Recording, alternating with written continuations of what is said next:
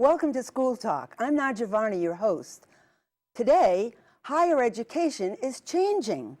At a time when the very existence of residential college campuses are being threatened by the MOOCs, mass, online, open courses, and other kinds of electronic learning, it seems to me now this may be the age of the community college. And I'm delighted today to welcome Dr. John Sprague, the president of Bristol Community College. Welcome, Dr. Sprague. Well, thank you very much for having me. Well, thank you. You're such a busy man. I mentioned I was reading about you in the Attleboro Sun.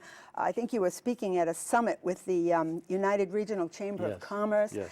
And you're doing so much that, didn't you just tell me off camera that the biggest problem is you need space? Space, yes. Where people are coming and looking for a better life through education, and we're providing that opportunity. I think that's wonderful. Well, you know that there are a lot of misconceptions and myths about the community college. Oh, yes. So maybe to start, could you just give me a brief overview of a community college or even Bristol Community College? Sure, I'd be glad to. You know that across the country, about 1/2 of all undergraduate students are in community colleges.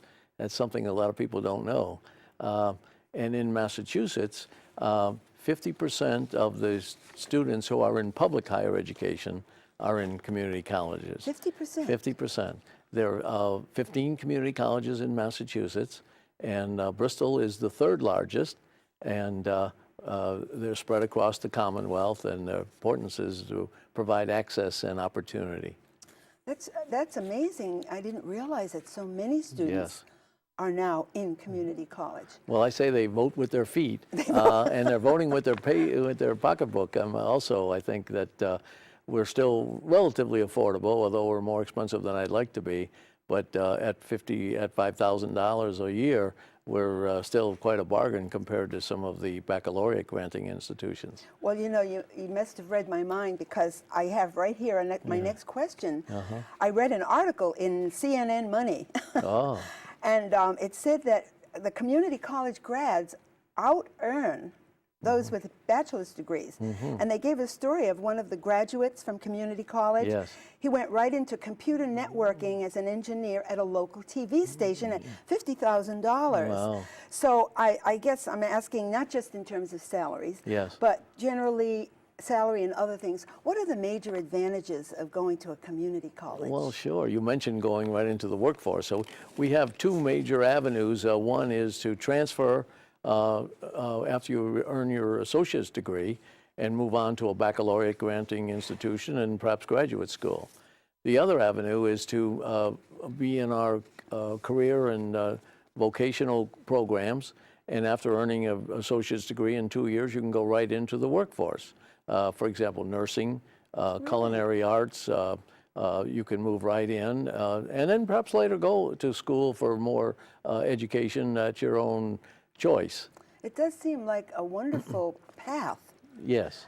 And people can choose their path without making mistakes if they do their first 2 years there. And that sounds great. We're in the local neighborhood, so you don't have to travel a great deal, and we don't have any residential facilities, so everybody is a commuter, and you can move ahead and continue with your job or your family life, and it's less disruptive as you pursue your education. You know, one of the things, though, I think it's a myth. People, I read an article in Higher Ed, Chronicle of Higher Ed, that actually debunks a number of the myths. But one of them is that the teaching, the faculty isn't going to, if they were good teachers, they would be in these other big colleges and universities. And this person who was trying to debunk some of the myths said that the transfers that she studied, they performed academically as well or better than the native students who were already in residence there. So could you talk a little bit about the faculty and who teaches at Yes, that's a great point. In fact, we have studies to show that our Bristol students, when they transfer, do the same, as well or better than the so-called native students that started at the schools as freshmen. So we're very proud of our faculty. Any institution of learning is only as good as its faculty, and we have an outstanding, committed faculty at Bristol Community College. They're experts in their field. But I think what important stress that we put on is teaching. Some of the baccalaureate institutions and universities, the emphasis is on research. And in fact, sometimes when you take a course, you end up with a teaching assistant, a graduate student at the university, as opposed to the actual faculty member. So it is interesting, but at our community colleges, that's not the case. The faculty are committed to teaching. That is what their life is. That's what they're proud of doing. They interact with our students, and long-term relationships exist. You follow a student through graduate school and beyond, and so it's not unusual for faculty to tell me about students that they had 20 years ago and what they're doing. So it's really wonderful. They take an interest in it. And I would like to point out that one of the key ingredients for student success is what they call student engagement, that the students become engaged in the life of the college. And the faculty play a large role in that, in interacting with the students, not only inside the classroom, but outside. Well, when you say outside, I wondered, do the professors or the teachers, instructors, do they have clubs or any other kind of extracurricular activities? Yes, we have two different kinds of clubs. One is discipline-centered. For example, we have a philosophy club, a Portuguese club, a science club. The other is more recreational, a ski club or a chess club, and faculty act as advisors for the various groups. In fact, I tell the students, if we don't have a club that you'd want, you just tell us and we'll start one for you. Well, that's another thing, because you don't, it doesn't sound like you're in a class of 150 students. No, that is very ratio? important, and I'm glad you brought that up, because we have no classes that are more than 30 in a class, and many of the laboratories and writing concentrating classes are less than 25. So I'm very happy about that. And you remind me of my own definition of distance learning is sitting in the back row of a 500-seat auditorium trying to pay attention to a lecturer and get your question asked. That's distant learning. That is, it is. From a distance, yeah. Yes. You can see you from a distance. But the community college is very proud of our low class sizes and interaction with the students. Now, the professors or teachers, are they all certified in the area that they're teaching? Because that's one of the problems in high school. Yes. They have teachers who have never taken extended math courses teaching math. Yes, we have. It's a requirement that you have a master's degree in the field that you're teaching, not just a master's degree. So you must have the master's, and about 25% of our faculty we have about 138 faculty. About 25% have PhDs. So we're very proud of the scholarly activity of our faculty. They publish and attend conferences, present at conferences as well. Well, this really does debunk a lot of myths, doesn't absolutely. it? Yeah, these are expert teachers, and yes, and they're teaching. Yes, that's they're not important just simply write. I mean, they may be writing papers, but that's not they don't have to do that to get tenure. And by the way, do you have tenure in community colleges? We do have tenure, and it's a faculty-driven exercise. So there is a faculty committee of peers that will evaluate your credentials for promotion and for tenure. And sabbaticals and all of different faculty activities. Well, if anyone's listening looking for a place to teach, this sounds like an exciting place. Well, we have a limited number of full-time positions because of the budget, but we do have a number of part-time positions, and what we find the professionals, practitioners work during the day, and they teach a course for us at night. And we get the benefit of their expertise, state-of-the-art activities that they do during the day. I remember doing that when I was a reading resource. I was a reading specialist in Attleboro and one of the head teachers. And in the evening, I taught the teaching of reading and language arts at Wheaton College and a few other places. That's perfect. That's a great example. Yeah, right close by. Yes. And then we had the students right in our school, too, which was really, doing practicum. Yes. I wonder if I could just take us down to a real basic level. Yes. I'd like to ask you some questions that a potential student might have in mind. Yes, of course. And then later maybe I'll ask you a few questions from the business community. Yes. Since I read in that newspaper article that you're very connected to the business community. Oh, we love that work, yes. You love that work. Yes. Well, see, that's something a little different from general academia Yes, anyway, isn't yes, it? yes. One student would ask, I know, do I need a high school diploma? And do my grades in high school affect my getting in and being accepted into Bristol Community College? Well, that's a great question. I get it quite often. One of the glories, in my view, of the community colleges in the United States, we're unique, and there's no other system like ours in no other country, is that we have what I call the cherished principle of open door. Everybody is admitted. You don't have to take a entrance exam. You must, however, be a high school graduate or equivalent. And if you're not, we have a GED program right at our college to put you into adult basic education and prepare you for the GED. One of my most famous stories, my favorite stories, is that we had someone who didn't even want to get a GED. Someone asked her to go, and she said, well, I'll give it a try. So she did. She came out first in the class.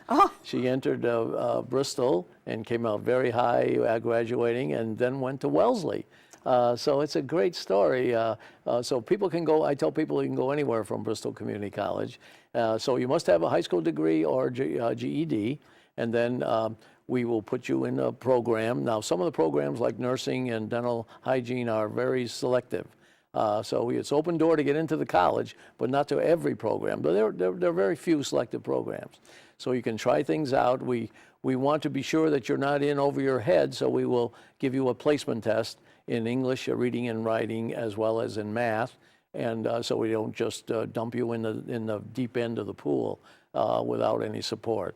So we provide developmental courses for you to get you up to snuff and prepare you to compete in the academic rigors that we have at BCC. That's one of the facts that I read too, that you do remedial help. Yes. So that yes. people are not turned away because they just couldn't pass the test Well, very that's it. hard- And you very know, well. I'm sure that it's very controversial. Yes, should, it is. Should developmental work be done at the higher level, at higher education? But my answer to that is, what do you do instead? We're not talking about 18-year-old high school graduates only. We have a number of adults who come back. So I would be, I just can't think about closing the door on their fingers and refusing to allow them entry to higher education. So I think it's a problem for the country, but it is something that we are very proud of doing. Well, it sounds like it's very open, very democratic, very caring, all those kinds of things that I, as a teacher Yes. and parents, are looking for. So we need to go to a break. But when we come back, let's talk more about the financing and the degrees and the things that people want to come away with. Absolutely. We'll be right back. Stay with us. Can you consent with me? Imagine what you'd see if every child had a book to read. 'Cause every kid across the nation deserves a book to read, and we can make it happen right now. No, I don't know what you've been told, but kids with books learn so much more. So the mission is for us to get a book to each and every child. So let's join hands, book people unite. Unearth hidden passion. Come on, we'll have a good time. Planting seeds of inspiration to motivate some magic. To change the writing on the wall, writing on the wall. And make a difference. One book can inspire a child. One book can be the first thing that helps to change a life. People unite. Read to a child today and spark a lifetime of ambition. Dr. Sprague, we've talked about some of the advantages, and it sounds wonderful and meeting a real need in our country right now. But as you know, our country is struggling financially. Yes. And one of the questions a student asks is this expensive? Well, community colleges are, let me say this, the first answer is no, they're not expensive. expensive. But I will say they're more expensive than I'd like them to be. When I first started many years ago, it was $8 a credit. And $8? For $25, you could take a 3-credit course and get $1 back. Wow. But right now we're at $171 a credit, so it's about $500 a 3-credit course. But if you're full-time, it's about $5,000 for the whole year. And we hear some of these nightmare stories of $50,000 and $60,000 to get your baccalaureate. it's outrageous in my view. And you know, I'm not happy with how expensive we are, but we're far better bargain than others. You know, one thing I should mention, in high school students, we have a program, current high school students, we have a program called dual enrollment, where students, and by the way, when you mention money, parents get into this program. High school students can take what they call dual enrolled courses, which that means that the course at the community college can apply for your high school graduation as well as college credit. So you get a good synergy there, and the money is saved. Look at the money. You don't have to stay at Bristol Community College or any community college. You can go wherever you want. But if you go to one of those $50,000 universities, then you're saving. Look at the money that you save by getting some college credits. And some people get a full year. Some high school students get a full year under their belt if they start in their junior year. So it's all with the approval of the principal and the guidance counselors at the high schools. But it's really remarkable, and it's growing. We have almost 300 students now at Bristol from around the region taking these courses. So it's one way to cut the costs of those college education. And of course, there are grants and scholarships. The Pell Grant is an amazing thing but it's always on the chopping block anytime they're talking about cutting budgets down in Washington. But thank goodness so far it's still alive and doing well. In fact, it's been raised to $5,500. So a Pell Grant will allow a recipient to go to free to Bristol Community College. We're under $5,500. Well, isn't that something? It's terrific. Now, the person just pays for the college course while the person or the student is taking, for example, Psychology 101, and they're taking it in high school. Yes. The same, but they go to Bristol Community to take the course? Yes, and the course is at a reduced rate because of grants that we have received at Bristol. And you can take more than one course. It was at one point a little bit less expensive, but the budget strips have made us unfortunately charge the full rate for the second and third course. But the first course is low reduced. Yes. That's an amazing. I have not heard of that program. Yes. Parents hear about it. They tell their children, "You got to go there." Save me a few bucks, right? What kinds of? Well, you did mention some of the courses as we were conversing earlier. You mentioned nursing and so forth, but in general, what kinds of courses are available, and what degrees do they actually come away with? Yes, well, all of our degrees are associate degrees. But we do have one-year certificates, which is a combination of the two-year, a reduced version of it.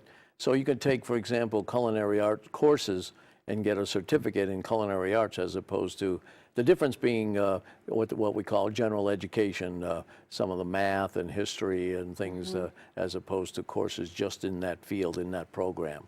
But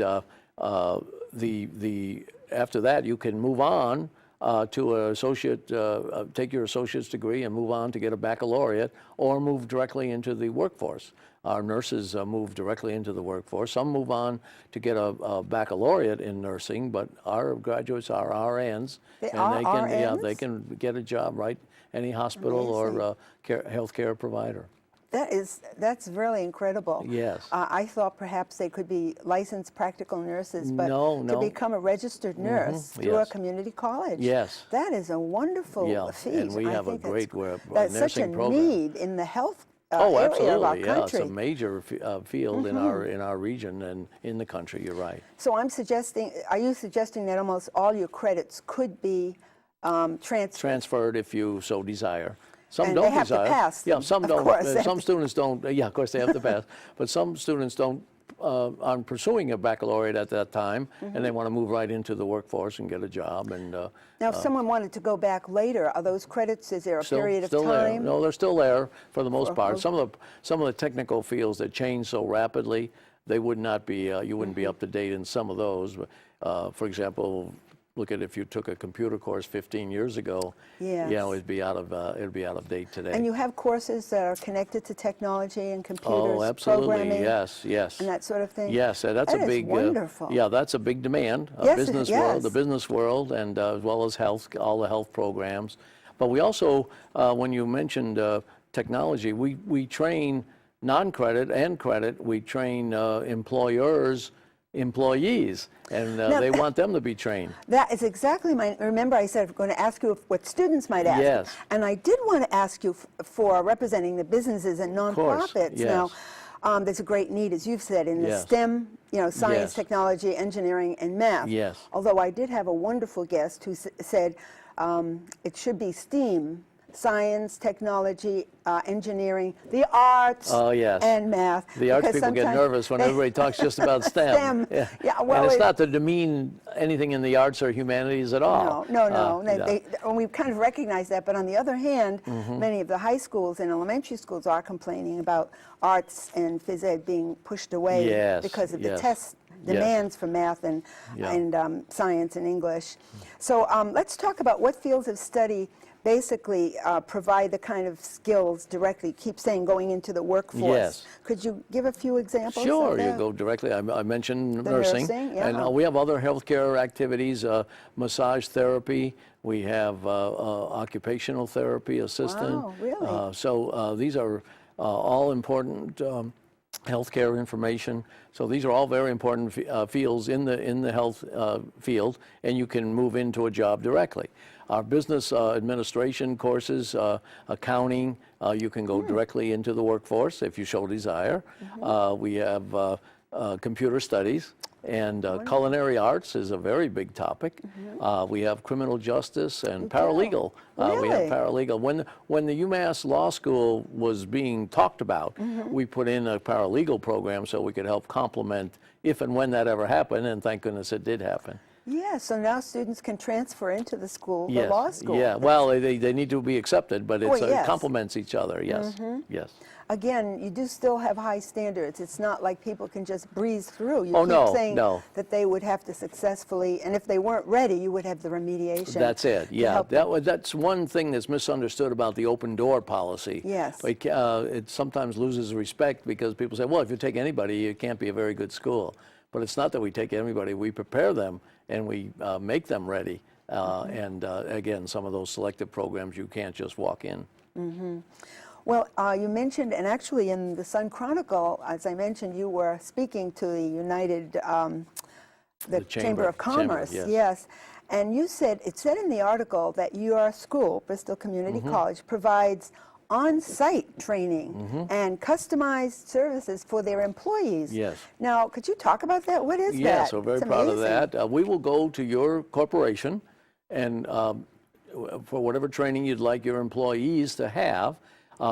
And for example, if it's a computer language or some computer program, they're working on the program on the computer that they work at work. That's their workplace. So they're comfortable with what they're doing and what they're learning. And we also customize the program. It doesn't have to be one of our credit courses that already exist, but we can make Oh. something that you'd like, as well as we could have, Amazing. you may prefer to send a group of your employees to the campus, and we will make arrangements at your time and whatever you request, and we make it attractive financially as opposed to per credit or per student. And your professors, your teachers, they are the ones who would teach these courses? Yes. So that's yeah. amazing that they have to be quite flexible then. Yeah, oh, absolutely. They don't have to teach them, but they But the volunteer to do it, opportunity. and they love to do it. Yeah. Some of the more popular requests, you might be surprised. I thought it would be all computers and technology, but they ask for a lot of soft skill training, the so-called soft skills, working in groups, working in teams, communication, how to write a technical report, speech. So some of the training that you wouldn't expect from hard-hearted business people, they know what they need, and we provide it.